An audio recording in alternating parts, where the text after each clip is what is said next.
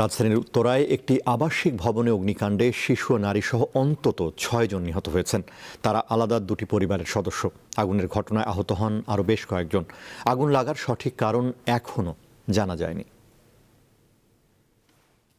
একই ফ্রেমে এই পরিবারটিকে আর কখনোই একসঙ্গে দেখা যাবে না। সন্তানের নেওয়া হবে না মা বাবার আদর, পিতামাতাও খুঁজে ফিরবে না আদরের ছেলেকে।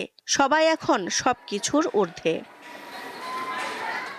রাজধানীর উত্তরার আগুন কেড়ে নিয়েছে কাজী ফজলে রাব্বি রিজভী, তার স্ত্রী আফরোজা আক্তার সুবর্ণা এবং তাদের শিশু সন্তান কাজী ফায়াজ রিশানের প্রাণ। তাদের কেউই দগ্ধ হননি, ধোঁয়া কেড়ে নিয়েছে প্রাণ। তবে ভাগ্যক্রমে বেঁচে গেছেন এই দম্পতির বড় ছেলে। বৃহস্পতিবার নানা বাড়িতে থেকে যায় সে। আমরা দেখলাম যে ওনাদের কোনো বার্ন হয় নাই, দুয়ায় মারা গেছে মূলত আর কি। ফুল ফ্যামিলি তিনজনই মারা গেছে। ওনাদের আবার আরেকটা বড় ছেলে ছিল, ও আবার ওর মার বাসায় ছিল পাশের ইয়াতে। তো ও হচ্ছে আল্লাহর রহমত যে বেঁচে গিয়েছে।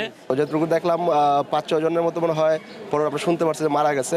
আর ওই সময় প্রায় ১৪-১৫ জনের মতো বের করে নিয়ে গেছিল যারা দগ্ধ হয়েছে। ঘুমিয়েছিলাম, আওয়াজে আমি ঘুম থেকে উঠে আমার উপস্থিত বুঝতে যা সেন্স ছিল ওই অনুযায়ী কাজ করছি। বাকিটা আল্লাহ আমাদেরকে রহমত করছে, আমরা বের হয়ে আসছি। ফায়ার সার্ভিসের তথ্য অনুযায়ী উত্তরার ১১ নম্বর সেক্টরের এই আবাসিক ভবনে সকাল ৭টা ৫০ আগুন লাগে। যে আগুন কেড়ে নিয়েছে আরও একটি পরিবারের ৩ জনকে। তারা হলেন হারিস উদ্দিন, তার ছেলে রাহাব এবং হারিসের ভাতিজি রোদেল আক্তার। আমাকে ডাক দিছে, আমি রুমে গেছি দৌড়ে আমার পোলার করতে। আর ধোঁয়া আসতেছিল, অনেক ধোঁয়া আসতেছিল। পরে আমরা বারান্দায় চলে গেছি ৩ জন। সিঁড়ি দিয়ে উপরে ছাদে যাইতে লইছে, আমাদের তো ৬ তলা, ছাদে যাইতে লইছে আর ধোঁয়া ওদের অ্যাটাক করছে। তখন ধোঁয়ার জন্য যখন উপরে মনে হয় কিছু দেখা যাচ্ছে না, তখন ওরা রুমে গেছে।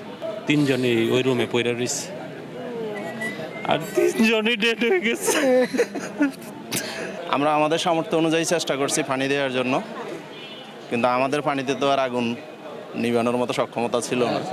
কিন্তু ফায়ার সার্ভিস অনেক আর্লি আসছে। ফায়ার সার্ভিস সকাল ১০টার দিকে আগুন পুরোপুরি নিয়ন্ত্রণে আনে, কিন্তু তার আগেই সব শেষ। দিলশা দানি, দীপ্ত সংবাদ, ঢাকা।